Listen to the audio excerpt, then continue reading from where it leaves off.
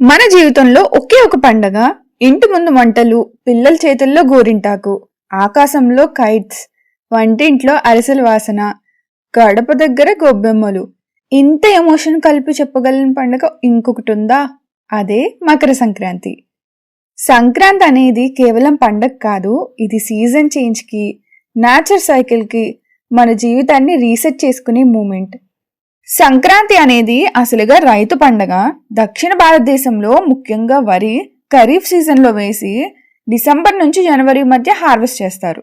అంటే పంట కోత పూర్తయ్యే సమయమే సంక్రాంతి. అందుకే ఈ పండగ మొత్తం పంట, భూమి, సూర్యుడు, పశువులు వీటి చుట్టూనే తిరుగుతుంది. సూర్యుడు మకర రాశిలోకి ప్రవేశించగానే దక్షిణాయనం నుంచి ఉత్తరాయణం మొదలవుతుంది. అంటే ఈ టైం నుంచి సన్లైట్ ఇంటెన్సిటీ పెరుగుతుంది. సైన్స్ సైడ్ నుంచి చూస్తే పంటలు పండడానికి సన్లైట్ క్రూషియల్. వరి పంటకి ఇది పీక్ సైకిల్ కంప్లీషన్ టైం. అందుకే సూర్యుడికి పూజ, కొత్త బియ్యంతో వంటలు, చీకటి నుంచి వెలుగుకి ప్రయాణం. అందుకే పెద్దలు అంటారు సంక్రాంతి అంటే కొత్త ఆరంభం అని. మొదటి రోజు భోగి పండుగ. ఇంటి ముందు మంటలు పెడతాం, పాత చెక్కలు, పాత వస్తువులు వేస్తాం. ఇది వేస్ట్ని కాల్చడం కాదు, మనలోని నెగిటివిటీని కాల్చడం. పాత అలవాట్లు, పాత చెడు ఆలోచనలు, పాత బాధలు అన్నింటికీ వీడ్కోలు పలకడం. సైన్స్ పరంగా చూస్తే భోగి మంటల పొగలో ఉండే హీట్ అండ్ స్మోక్ వింటర్లో పెరిగే బ్యాక్టీరియా ఇన్సెక్ట్స్ని తగ్గిస్తుంది. ట్రెడిషన్ అండ్ సైన్స్ రెండూ కలిసే పండుగ ఇది. భోగి రోజున పిల్లలకు పెట్టే భోగిపళ్ళు, రేగిపళ్ళు, బెల్లం, రైస్, కాయిన్స్. ఇవి ర్యాండమ్ కాదు. రేగిపళ్ళు అంటే స్ట్రెంగ్త్ అండ్ ఇమ్యూనిటీ, బెల్లం అంటే స్వీట్ లైఫ్, రైస్ అంటే అబండెన్స్, కాయిన్స్ అంటే ప్రాస్పెరిటీ. పిల్లల తల మీద వేయడం అంటే ఈ ఆశీర్వాదాలు జీవితం అంతా వర్షంలా పడాలని.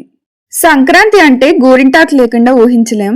చేతులకి, కాళ్లకు గోరింటాకు పెట్టుకుంటాం. ఆయుర్వేదం ప్రకారం గోరింటాకు బాడీ హీట్ ని తగ్గిస్తుంది, బ్లడ్ సర్క్యులేషన్ ని ఇంప్రూవ్ చేస్తుంది, స్ట్రెస్ ని తగ్గిస్తుంది. అందుకే పండుగ రోజుల్లో గోరింటాకు న్యాచురల్ థెరపీ. గడపకి కట్టే మామిడాకులు డెకరేషన్ కాదు. మామిడాకుల్లో ఉండే యాంటీ బ్యాక్టీరియల్ ప్రాపర్టీస్ ఇంట్లో పాజిటివ్ ఎనర్జీని పెంచుతాయి, జర్మ్స్ ని తగ్గిస్తాయి. అందుకే గడప దగ్గర మామిడాకులు ఉంటే ఇంటికి శుభం అని పెద్దలు చెప్పారు. తెల్లవారుజామున ఇంటి ముందు ముగ్గులు వేయడం ఆడవాళ్లకు మెడిటేషన్ లాంటిది. గొబ్బెమ్మలు అంటే భూమి తల్లికి నమస్కారం, ఎరువుగా పనిచేసే కౌడంగ్తో నేచర్ని గౌరవించే సాంప్రదాయం. సంక్రాంతి అంటే కిచెన్ ఫుల్గా వర్క్. అరిసెలు, బూరెలు, సున్నుండలు, కవ్వలు, బెల్లం పొంగిలి, పులిహోర. వింటర్లో బాడీకి కావాల్సిన ఎనర్జీ, ప్రోటీన్, ఫ్యాట్స్ అన్నీ ఈ వంటల్లో ఉన్నాయి. సంక్రాంతి వంటలు గమనిస్తే బెల్లం పొంగిలి, పులిహోర, అరిసెలు, బూరెలు, గవ్వలు అన్నీ కొత్త వరి నుంచి తయారు చేస్తారు. అంటే పండగ మెసేజ్ క్లియర్. ఈ అన్నం ఇచ్చిన భూమికి, పంటకు, రైతుకు కృతజ్ఞత. పండగ అంటే టేస్ట్ కాదు, న్యూట్రిషన్ ప్లానింగ్. రెండో రోజు సంక్రాంతి. పూజలు, హోమం, సూర్య నమస్కారం. రైతుకు ఇది బిగ్గెస్ట్ ఫెస్టివల్. పంట ఇంటికి వచ్చింది, అందుకే భూమికి, సూర్యుడికి, పశువులకి ధన్యవాదాలు. మూడో రోజు కనుమ. పశువులను అలంకరిస్తాం, వాటికి స్పెషల్ ఫుడ్ పెడతాం. వరి పంట సాగులో పశువుల పాత్ర చాలా పెద్దది. అందుకే కనుమ రోజున ఎద్దులు, ఆవులు, గేదెలను అలంకరిస్తారు. ఇది ఎంటర్టైన్మెంట్ కాదు, లేబర్కి రెస్పెక్ట్. అగ్రికల్చర్లో పశువుల పాత్ర గుర్తు చేసుకునే రోజు ఇది. ఇళ్ల ముందు వచ్చే గంగిరెద్దులు కేవలం ఎంటర్టైన్మెంట్ కాదు, వాళ్ళు చెప్పే మాటలు లైఫ్ లెసన్స్.